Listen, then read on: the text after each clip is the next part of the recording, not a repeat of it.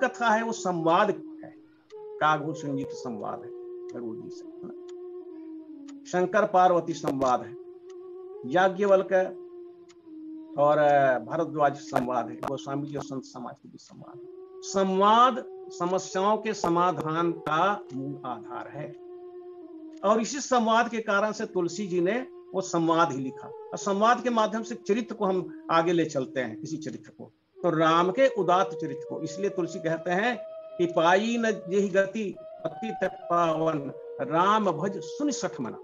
रे मूढ़ मन, तू राम को भज।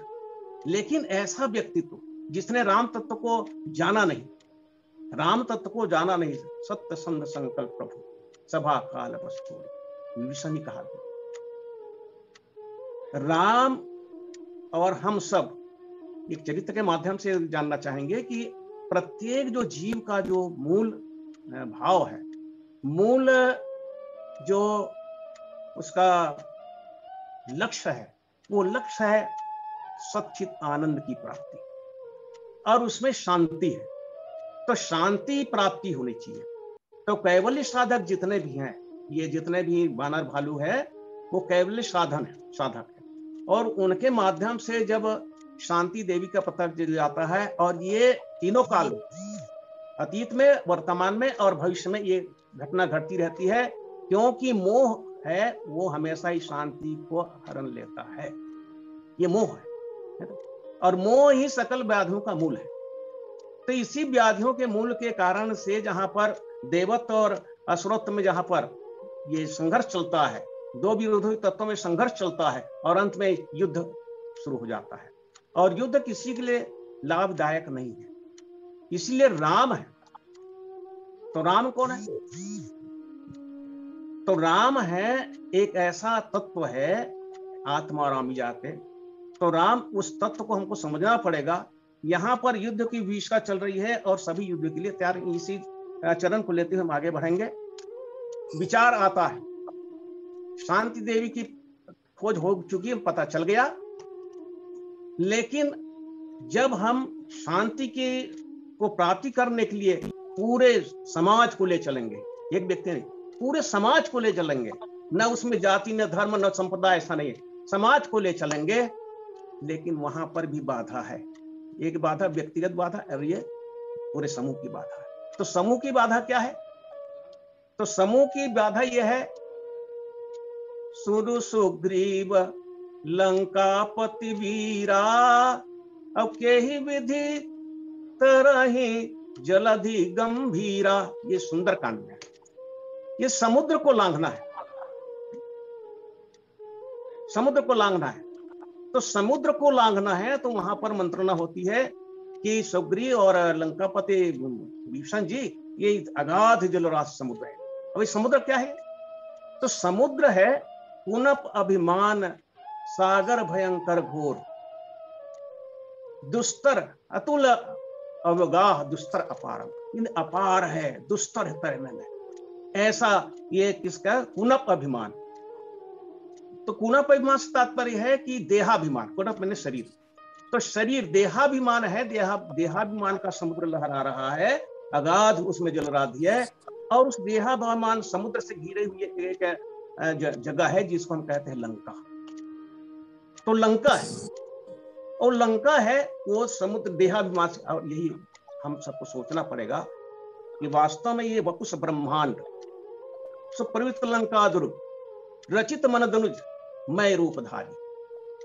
तो मैं दानव ने, मैं मन, मन है मैं, तो मन रूपी दानव ने, मैं दानव ने ये जो लंका इसमें स्थापित किया, मैं दानव ने ना, कहां स्थापित किया? इस शरीर में। ये शरीर ब्रह्मांड में, इस लंका में बहुत से राक्षस रहते हैं। लंका में प्रतीकवाद के एक ऐसे नायक, जननायक तुलसी जी ने इस प्रतीक के माध्यम से लिया कि ये राम और रावण क्या है, और जितने भी बानर भालू क्या है। तो राम के संदर्भ में हम ये कहेंगे कि राय ने राष्ट्र और मैंने मंगल। जहां पर राष्ट्र का मंगल होता है वो राम है ना? तो राष्ट्र का मंगल होता है वो राम है। सत्य मर्याद में, शील मर्याद में, सत्य संवाद में, हो जहां मंगलम बस वही राम है, हो जहां मंगलम बस वही राम है। राम क्या है? जो सत्यशील संवाद में वो निपुण है, सत्यशील संवाद में वो निपुण है। और दूसरी बात यह है कि भगवान राम ऐसा है कि हो न विचलित कभी दुख के आघात से, दुख के आघात से, पीर के सिंधु में जो खिले प्रात से, सत्य संवाद में अजन के संवाद में, हो महाजहां सुंदरम बस वही राम है। ये राम है राष्ट्रमाता। ऐसे राष्ट्र के मंगलकारी इस तत्व को रावण समझ नहीं पाया। क्यों समझ नहीं पाया? ये रावण मोह का प्रतीक है। तो रावण मोह का प्रतीक है, उसकी नगरी का नाम है लंका। काम क्रोध लोभ त्रिकूट पर बसी लंका है। उसका जो हेड है वो है रावण है। अब शांति दूत भी भेजा गया। शांति दूत भी वहां पर उसको दोनों तरफ किए, चारों नीति का वर्णन किया, चारों नीति से समझाया रावण को। और अंत में अपने मुष्टिका प्रहार करके, मुष्टि पर मुष्टिका प्रहार करके उसने अपने रामदल के बल को दिखाया। दूसरे चरण को रोप करके क्रोध पापिष्ट, देवांतक को क्रोध कहा गया, अतिकाय को लोभ कहा गया, मत्सर महोदर को कहा गया, द्वेष को दुर्मुख कहा गया, दंभ खर, अकंपन को कपट, दर्प को मनुजाद, और जो मद है उसको सूल पानी कहा। ये पूरे आप लेते हैं वो पूरे 10 होते हैं। तो मोह 10 मौली, वो 10 शील वाला रावण है। और उसमें जो उसके 10 शील है, उसमें से सबसे प्रबल है वो काम है ना। पाकार जीत काम विश्राम हारी, है ना। तब लग कुशलन जीव कहूं, तो शोक धाम तज काम। पूरे शोक का, है ना, सकल शोक का जो कारण है वो है काम। इसमें 4, जैसे हमारे शरीर में भी 4 है, अंतःकरण चतुष्टय, ये हमारे शरीर के 4 द्वार हैं। अब यहां पर इस रामचरितमानस में जो लंका का जो वर्णन किया गया है, जो प्रतीक रूप में है, इसके भी 4 द्वार हैं। पश्चिम द्वार, पश्चिम द्वार है, वहां पर जो सूर्य का अस्त होता है, ज्ञान का अस्त होता है, यह अस्ताचल है। तो जहां पर सांझ होती है ना, तो ये जो ज्ञान है तम का प्रतीक है, और काम वहीं पर आता है। तो जो काम का जो द्वार है वो पश्चिम है। तो निज दल विकल देख हनुमाना, अपने दल को देखा, और देखा क्या कि अपना दल है विचलित हो रहा है। तो हनुमान जी वहां चलते हैं। तो पश्चिम द्वार रहा बलवाना, कौन?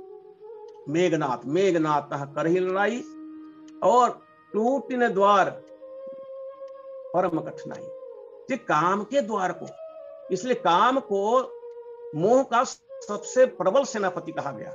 इसलिए तात 3 अति प्रबल खल, काम क्रोध और लोभ।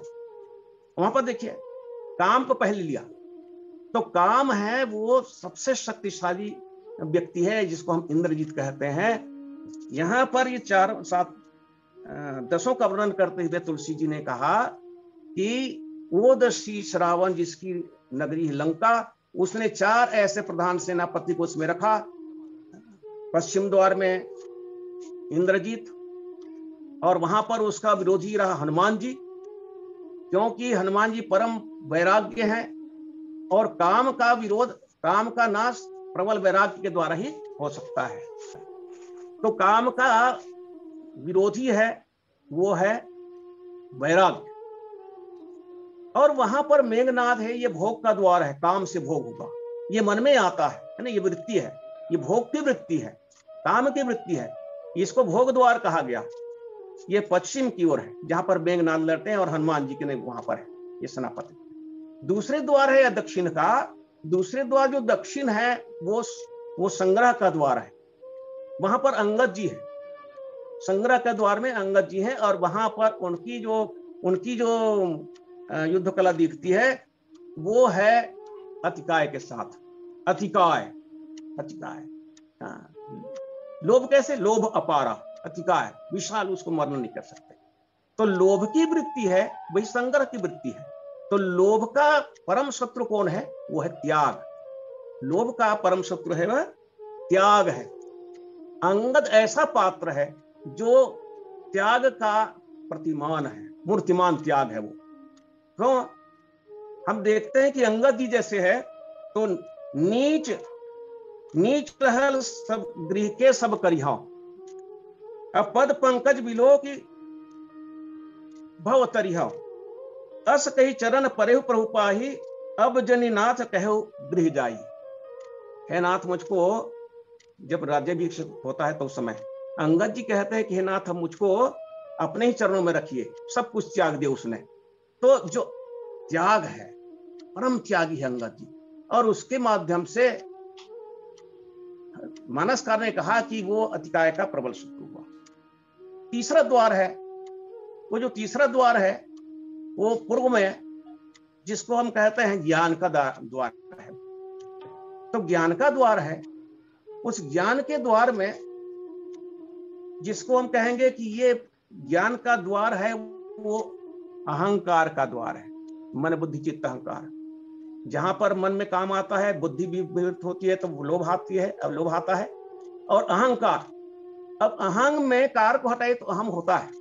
अहम अपने अस्तित्व का बोध कराने वाला एक ऐसा तत्व है, शब्द है, संज्ञा शब्द है, जिसमें अहम ब्रह्मास्मि, मैं कभी मिटता नहीं है। लेकिन मैं यदि अपने ट्रैक से हट गया तो उसको कहते हैं अहंकार। अपने बोध कराने के लिए अहम अति आवश्यक है। मैं खाता हूं, मैं जाता हूं, तो इस चैतन्यता को बोध कराने के लिए मैं शब्द है। लेकिन जहां पर मैं मिट जाता है, जिसमें संसारिक, इसमें, उसको कहते हैं अहंकार। और अहंकार का प्रबल शत्रु है, वो है अकर्तृत्व। जहां पर कर्तापन का भाव होता है, वहीं पर क्या आता है? कर्तापन का भाव जहां पर आता है, वहीं पर हम कहते हैं कि मैं कर्तापन का भाव आता है, ये कर्तापन। और वहां पर ज्ञान हट जाता है, क्योंकि ज्ञान मान जहां एक नाही। तो जो तीसरा जो द्वार है, वो जहां पर हम कहते हैं कि ये सम्मान का द्वार है। प्रत्येक जो उपदेश आप देख रहे हैं, आप भी, प्रत्येक जो उपदेशक है वो सम्मान चाहता है। और ज्ञान का पतन जहां पर मान खोजते हैं, वहीं पर हो जाता है। इसलिए कहा गया कि ज्ञान मान जहां एक नाही। ज्ञानी व्यक्ति वही है, ज्ञान वहां पर है जहां पर मान नहीं है। तो ऐसे नल है, नल, ये नल है, वहां पर संरक्षित कर रहे हैं उसको। और नल का जहां पर होता है वो महोदर से मैं न देहु काहू, मात्सर्य का प्रतीक है। महोदर है, वो मात्सर्य का प्रतीक है। और मात्सर्य कहां पर आता है? जहां पर किसी की उन्नति देखते हैं, केवल सब कुछ मेरे में आ जाए, सब कुछ मेरे में आ जाए, सब किसी को मनाए दो। जैसे एक भौरा है, भ्रमर है, वो सबको काट सकता है, लकड़ी आदि सबको छेद देता है, लेकिन वो कमल की पंखुड़ी में जब रस लेने लगता है तो कमल की पंखुड़ी को छेद नहीं पाता। वो तो कहता है कि सब कुछ मैं ही पी लूं, किसी को नहीं आने दो। तो इसी तरह से मन भौरे की तरह से, जिसमें ये वृत्ति आती है और वहीं पर ज्ञान है हट जाता है, मान हट जाता है। तो ये है एक सम्मान का जो द्वार है। अब हमारे और आपके इस प्रतीक में हम कहेंगे कि सबसे पहले ये भोग का द्वार, फिर संग्रह का द्वार। भोग के द्वार में वैराग्य आता है, वो उसकी लड़ाई होती है, मेघनाद से जूझते हैं वो। संग्रह के द्वार में अंगद जी त्याग का प्रतीक है, जो जूझते हैं लोभ से। तीसरे द्वार जो पूर्व की ओर है, वहां पर नल बैठा हुआ है, नल जो अग्नि का पुत्र है, और वो ज्ञान है, वही ऊर्जा, एनर्जी है, जिसमें अकर्तृत्व भाव है। वो कर्तापन का भाव नहीं आ रही। यद्यपि वहां कह दिया कि बांधा से तो नील नल नागर, राम कृपा जस भय उजागर। तो वहां पर राम की कृपा से हुई। नल और नील ने कभी कर्तृत्व का अभिमान नहीं देखा उसमें। तो अकर्तृत्व जहां पर है, कर्तृत्व का अभिमान नहीं है, वही मात्सर्य का विरोधी हो सकता है, वो मात्सर्य को हटा सकता है। नहीं तो वो मात्सर्य क्या है? ईर्ष्या का सूक्ष्म भाव मात्सर्य कहलाता है। वो छिपा होता है ना, जैसे सिंहिका है, एक अच्छे उदाहरण सिंहिका है। सिंहिका छुपी रहती है कि किसी की टांग खींच लूं, तो वैसे लोग भी बहुत सारे होते हैं। ये वृत्तियां हैं, अलग अलग वृत्तियां हैं, और हम सब में वृत्तियां हैं। इसलिए प्रवृत्ति को ही लंका कहा गया, ये किला कहा गया।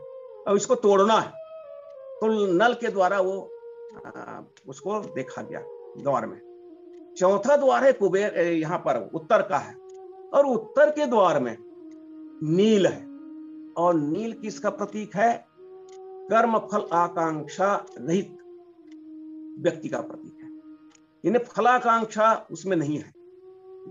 तो फल की आकांक्षा नहीं है, तो जब फल की आकांक्षा नहीं है तो समर्पित है वो। फल की आकांक्षा नहीं है, क्योंकि अधिकार जो होता है, अधिकार, और अधिकार नहीं होने पर ही क्रोध आता है। इसलिए क्रोध को गोसाई जी ने काम, क्रोध और लोभ ऐसा कहा। क्रोध, काम और लोभ नहीं कहा है। क्यों? क्योंकि क्रोध ऐसा आवेश है, क्रोध ऐसी वृत्ति है जो काम के पूरी नहीं होने पर आता है, वृत्ति है तो आती है, और लोभ के पूरे नहीं होने पर आता। इसलिए काम से उत्पन्न क्रोध और लोभ से उत्पन्न क्रोध। तो यहां पर जो क्रोध है, ये यहां पर संरक्षण है, ये संरक्षण द्वार है। और इस संरक्षण द्वार में अधिकार का होता है। कहते हैं ना आजकल तो अधिकार चलते हैं, हमारा अधिकार है, हमारा अधिकार है। और जहां पर हमारा अधिकार है ऐसा होता है, वहीं पर फल की आकांक्षा होती है। तो ऐसे जो वृत्तियां हैं, उसका सबसे अच्छा निदान है, वो है कर्म फल आकांक्षा नहीं होना। कर्म फल की आकांक्षा नहीं होनी चाहिए। जैसे अर्जुन को भी कृष्ण ने कहा, कर्म फल की आकांक्षा में न हो, कर्म में अधिकारस्ते मां फलेषु कदाचन। लेकिन वहीं पर वो कहा कृष्ण ने अर्जुन को कि सर्वान धर्मान परित्यज्य माम एकम शरणम ब्रज, अहम त्वं सर्वपापेभ्यो मोक्षयिष्यामि मा शुचा। सोच मत कर, मैं आपको सभी से पाप कर्म से मुक्त कर दूंगा। कौन से? ये सब पाप कर्म है, द्वेष, ईर्ष्या, राग द्वेष जितने भी है, यही है। ये मलिनता लाते हैं, मन, बुद्धि, चित्त, और इसमें मलिनता ले आते हैं, और यही कारण है कि उसका पतन हो जाता है। तो बुद्धि का पतन हो जाता है, मन का पतन हो जाता है, चित्त नीचे आ जाते हैं। तो वहीं पर मानवता है वो दानवता में बदल जाती है। रावण रुचि का प्रतीक है।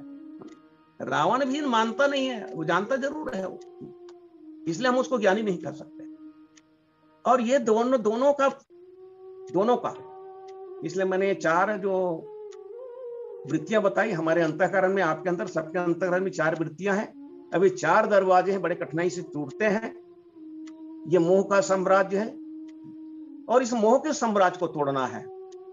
तो मोह का प्रबल शत्रु है, वो है विवेक। मोह का प्रबल शत्रु विवेक है, जो सेंट्रल पॉइंट पर है। इधर भी सेंट्रल केंद्र बिंदु पर है, और मोह रूपी राजा है वो भी केंद्र बिंदु पर है। दोनों केंद्र बिंदु पर है। तो दोनों जो न्यूक्लियर जो पावर है, उसमें विवेक की जीत होती है। अब विवेक की जीत क्यों होती है? मोह क्यों नहीं जीतता है?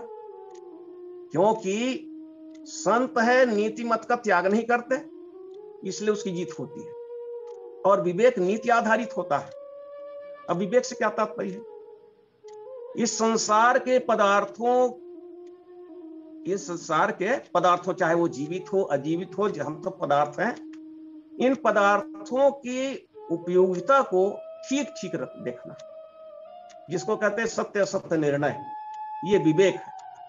इसलिए विवेकशाली जब बुद्धि होती है तो हम कहते हैं विवेक जाग गया। तो विवेक से तात्पर्य है कि संसार के पदार्थों को ठीक ठीक रखना। और अविवेक का अर्थ है जहां पर अज्ञानता की ओर चले जाते हैं, वहां पर जानते जरूर हैं कि ये पदार्थ है, लेकिन हम उसका सही उपयोग नहीं कर पाते, इसीलिए उसको कहते हैं कुयोगी। योग किससे होना चाहिए? तो योग इससे होना चाहिए, हमारे टारगेट्स होना चाहिए। यहां पर भी एक टारगेट है, शांति को मोह से अलग करना, शांति को मोह के बंधन छुड़ाना। लेकिन बाधा क्या है कि बड़े बड़े दरवाजे हैं, उसमें बड़े बड़े जो वृत्तियां बताई, वो दरवाजे वहां पर हैं। तो उत्तर की ओर जो है वो कौन है? देवांतक। और देवांतक क्रोध का प्रतीक है। तो देवांतक से नील है भिड़ जाते हैं, जो प्रभु चरण में समर्पित है। और प्रभु चरण में समर्पित है, इसका तात्पर्य वहां पर कोई लड़ाई कोई झगड़ा नहीं है, न क्रोध है। क्रोध तो तभी आएगा ना, क्रोध है द्वैत बुद्धि बिन, द्वैत के बिना अज्ञान। तो जहां पर अज्ञानता होगी, द्वैत होगा, वहीं पर तो क्रोध आएगा। लेकिन जब कुछ सब कुछ समर्पित कर दिया गया है ना, तो वहां पर तो कोई क्रोध आना नहीं है। तो इस तरह से 4 वृत्तियां हैं, 4 द्वार हैं ना, भोग द्वार, संग्रह द्वार, सम्मान द्वार और संरक्षण द्वार।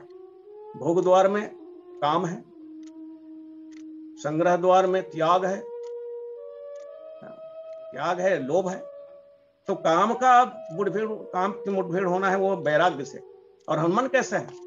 प्रबल वैराग्य दारुण प्रभंजन तनय।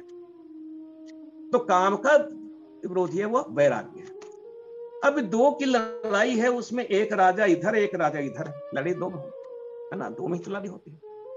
उमा जी रामचरित चरण रथ है ना, विगत काम मद क्रोध, निज प्रभु मैं देखें जगत के ही सन करहीं विरोध। लेकिन रावण ने इसको समझ नहीं पाया, सभी ने समझाया उसको। तो मोह है, कभी ये मोह का फांस छूटता नहीं है, और ये जीव बंधा होता है। तो विभीषण जीव भवदंग्र विभीषण, ये विभीषण जीव है, वो मोह की नगरी में, मोह के साम्राज्य में सुख नहीं पाता है। तो हम सबको कहां चलना चाहिए?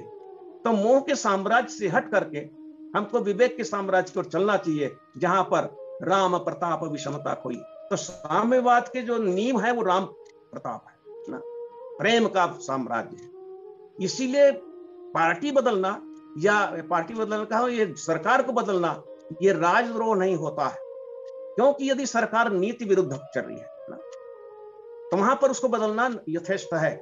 और यही यहां पर बदला जाना कि ऐसी शांति देवी सीता, जिसको भूमिजा भी कहा गया, जगत जननी विभिन्न प्रकार से आदि शक्ति भी कहा गया। तो शक्ति है, भक्ति है, शांति है, सब कुछ है ना, तुरीय अवस्था है। इनको जीव को यदि प्राप्त करना हो तो उसको विवेक की ओर जाना चाहिए। और विवेक की ओर जाना चाहिए तो विवेक ही ये विजय हासिल करता है ना। समर विजय रघुवीर के, चरित जो सुनहि सुजान। हाँ, विजय विवेक विभूति नित अति नहीं देहि भगवान। इस लंका कांड के फलश्रुति में ये कहा गया। और वास्तव में ये सब है कि विजय किसको मिलना चाहिए? तो महा अजय संसार रिपु जीत सके स्ववीर। तो सिद्धों को विजय मिल गया। तो विवेक है, साधकों को विवेक मिला कि वास्तव में ये ठीक नहीं है, अच्छा नहीं, ये अच्छा है। और जो विभूति क्या है, ये विशेष जीवों के लिए है। तो तीनों जीवों के लिए है ना, इस अवगुण संसार में, गुण से गुण और गुण संसार में, क्योंकि विविध प्रपंच गुण अवगुण साना, इसलिए दोनों की लड़ाई, ये संघर्ष करते हैं। ये पूरे हमारे जीवन पर चलते रहते हैं, और यही इस जीवन की सत्यता है। इसलिए कहा गया कि मनमारे जीवन है संग्राम, ये जीवन है, संग्राम है। और हमेशा संघर्ष होता रहता है 2 विरोधी वृत्तियों में, 2 विरोधी भाव में, 2 विरोधी बातों में, और 2 विरोधी जातियों में। ये सब हम बने हुए जब बटे हैं तो वहां पर ये झगड़ा होता है। लेकिन ये शांति स्थापित कहां हो? तो शांति की स्थापना, शांति की प्राप्ति, ये रामचरितमानस का मूल उद्देश्य है, और उसका मूल आधार है, वो है सत्य। सत्य की ओर चलेंगे तभी मिलेगी। और सत्य जरूर नहीं है कि वो सुंदर हो, लेकिन यदि वो सुंदर से सत्य शिव से मिल जाए तो सत्यम सुंदरम, सत्यम शिवम सुंदरम, तो शिव कल्याण। इसीलिए भगवान राम है वो शिव की पूजा करते हैं, आराधना करते हैं, ताकि वो सुंदरता की वो बढ़े। और सुंदर कहाँ है? वो सुंदर कांड में सीता जी बैठी, वो सुंदर है, सुंदरता कहाँ सुंदर करेंगे। तो सत्यम शिवम सुंदरम की ये जो ध्येय वाक्य हमारे संस्कृति की, ये महत्वपूर्ण है। और इसीलिए कहा कि वीरति चर्म असि ज्ञान मद लोभ मोह रिपु मार, और जय पाए ते हरि भगति। कल्पना करिए, जय पाएंगे तो कौन? भक्ति प्राप्त करेंगे। दूसरे ओर कहा गया कि राष्ट्र के जो अंगों में सचिव विराग विवेक नरेशु विपिन सुहावन पावन देशु जम सम नियम हाँ, शैल राजधानी शांति सुमति सुचि सुंदर रानी। राजतंत्र है, राज है, उसमें क्या होना चाहिए? राजा होना चाहिए। राजा विवेक हो, उसका मंत्री है वो वैराग्य हो। तो राजा हो, अमात्य हो, सैन्य हो, दुर्ग हो, कोश हो, और उसमें सुहृद हो, ये राज्य के अंग है। और सकल अंग संपन्न सुराऊ, तो सुराज का अर्थ है कि पूरे अंग है, कोई भी विचलित नहीं होना चाहिए, कोई अपने ट्रैक से हटना नहीं चाहिए। जैसे पंखुड़ी है, कमल की पंखुड़ियां हैं, असंख्य पंखुड़ियों से बना हुआ है, कमल की पंखुड़ी बनी हुई है, कमल का फूल खिला हुआ है। यदि उसमें से दो पंखुड़ी गिर जावे या दो पंखुड़ी में से कोई कमी आ जावे, तो राष्ट्र की कल्पना में कमी आ जाएगी, राष्ट्र अस्वस्थ हो जाए। इसीलिए जीति मोह महिपाल दल, सहित विवेक भुवाल, करहि अकंटक राज्य में सुख संपदा सुपाल। तो विवेक रूपी राजा है, वो मोह रूपी महिपाल को जीता। ये तुलसी का ये फलश्रुति श्रीलंका कांड में है। तो विवेक राम है, वो मोह पर आक्रमण करता है। और यहाँ पर सभी जितने भी नल नील जितने वानर हैं, ये बड़े योद्धा हैं, इसके बारे में बताया। इसी में नल नील को हम देखते हैं केवल शिल्पकार के रूप में, लेकिन युद्ध प्रकरण में आप चलेंगे तो वहां पर नल और नील महान योद्धा रहे। नल और नील महान योद्धा रहे। वो तो कहा कि तब नल नील सिर ऊपर गए हो और नखे विदारत, नखे लीलार विदारत गए।